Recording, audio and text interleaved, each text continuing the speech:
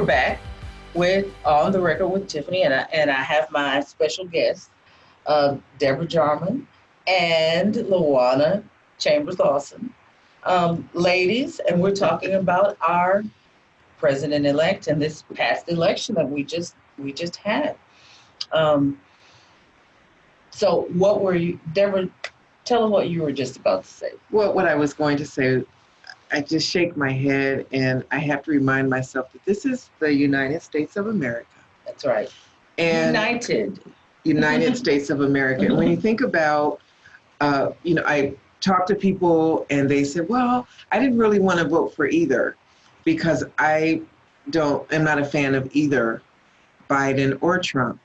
And so I just had one thing to say. If you had to have someone represent you on a world stage, do you want someone with a vocabulary of 100 words and that writes in 240 characters? Or do you want someone with a learned vocabulary that knows politics, that knows how to navigate the world from a place of unity? Mm-hmm. And hands down, whether you like it or not, it's Biden and Harris. And a lot of conservatives and moderates saw that. Oh, yes. You know, you have to, part of leading a country is you have to believe in the military that serves you as the president. Mm-hmm. You have to support them in your words and your deeds. And you have to do the same with the intelligence agencies. So never should there be any remarks publicly. Now, if you have some remarks privately, that is your job. You can walk in there and tell everybody what they need to know and how they need to do it. But when you get in front of a camera and on the world stage, there should not be dissent in the ranks. And this is kind of what bothered me, because you looked at now, we grew up with Republicans, right? And a lot of my family are Republicans. We love them to death. We don't have any angst because of, belonging to different parties, right? Party affiliations, whatever, we don't really care. What it's about is the substance of the person. And at the end of the day, whenever you saw, like Tiffany said, there's an open letter to America that was published by your top national security experts, sitting military, joint chiefs, several generals, where they're literally saying to us, your sitting president is a national security threat. And that's not, it's never supposed to be that way. That's terrifying. That way. I mean, that, exactly. For Republicans, let's not discuss the other side. Republicans right within the Republican Party were unhappy. And absolutely up in shit, people bullied, just going ham and saying, I don't support this anymore. When I see people exiting like that, that's bad because one, we have to have a two-party system. A two-party system is important. You don't want a two-party system where one party is just delegitimized because they're associated with fringe groups. Fringe groups are that is what they are. That's what they are. Fringe, and are to remain there on the outside. They're not supposed to be running the country, or at least informing the dialogue in the country. So we shouldn't be having these racially charged conversations led by the worst of intentions. The worst. Because racial justice is not a Democratic or Republican thing. And that's what I need American people to feel okay with. Every human being deserves that. It's humanity, you know, equality and equity and gender parity, digital parity, all these different issues. They don't belong to any particular party. They belong to us as a people. That's exactly right. Like I was talking to a 20-something, and I absolutely adore her, my younger sister. You know, and I was like, hey, you know, I believe in all of your marching, because she was saying, yeah, you know, she did all her little marching and got pepper sprayed and called me up when she was pepper sprayed. Hey, how you doing? You pepper sprayed this time. Okay. Then when I call her about voting, and you can be mad, Nikki, because I'll put you out on the streets. When I called her about voting, she voted. But she was like, I'm not watching it. I just don't even, I'm not connecting. And I said, you either pee or get off the pot. Because you can't say, okay, I care about this, but I'm not willing to stand up and say what I think. You know, I love this country. And there are many people that I think are great people within both parties. But I'm not going to let someone who is telling people that Black people are less than, that Hispanic children it's okay to cage them at the border, that Mexicans are criminals. I cannot stand by statements like that. Those are definitive statements that are wide sweeping and have the worst outcomes, the worst intention. You can't say, oh, I meant something else. No, you meant Deborah, what you I didn't said. mean it. I didn't mean that. Girl, I mean, you know, when we put those kids in cages, it wasn't like real bad. You know, like you can't, that is not something But you know, you can draw back. That reminded us, you know, you inspired me, because thinking about that entire situation was actually pretty scary, because we already know Bexar County especially is known for, you know, child abuse, sex trafficking, human trafficking in general. And you think about what happened to these babies on the border, right?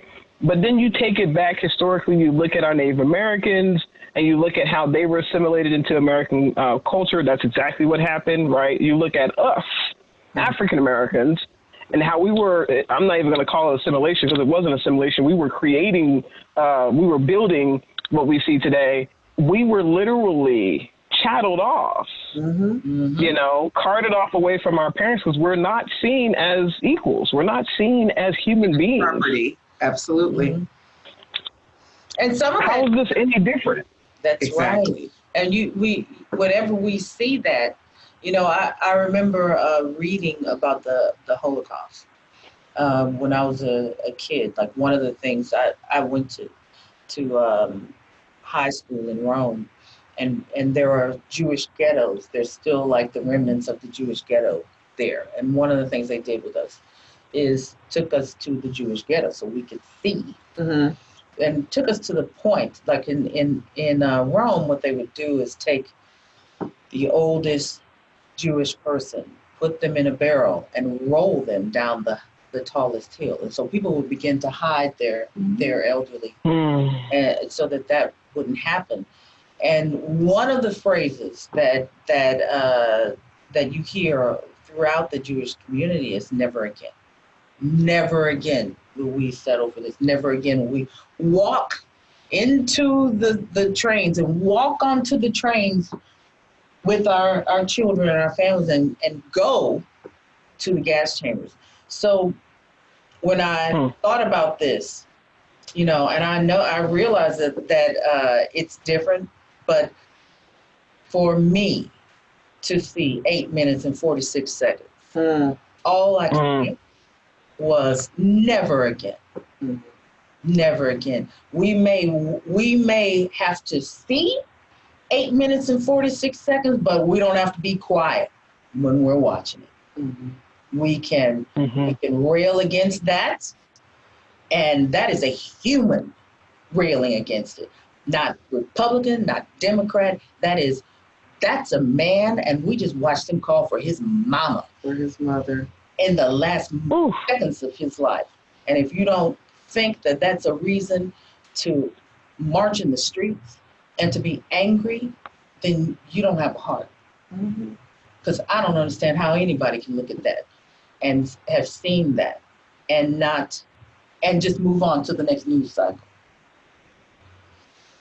You can't. It's that same mindset, like LJ was saying, the same mindset that has those babies in cages at the border. Right. 500 children were taken from their families. They can't even identify where do they go? You know, where do they go? So let's, we've got some hard conversations to have. Absolutely. In this country. Absolutely. And with the 70 million people that didn't vote for Biden, those conversations need to be had. They really need to be had, because I really don't believe that those 70 million people are for Cajun babies at the border. I don't believe that they're anti-Black or anti-Hispanic. I think the 70 million people are tired of not getting raises, not getting the jobs that they need, not having the things that they need, and the fact that we are facing the first time in American history that this generation, the next generation, is not expected to do better than the previous one. That's right. So people are, that's where that's coming from. A lot of that is coming from, and we need to address that, because you don't want to have a whole segment of society that's angry because they're not getting what they need.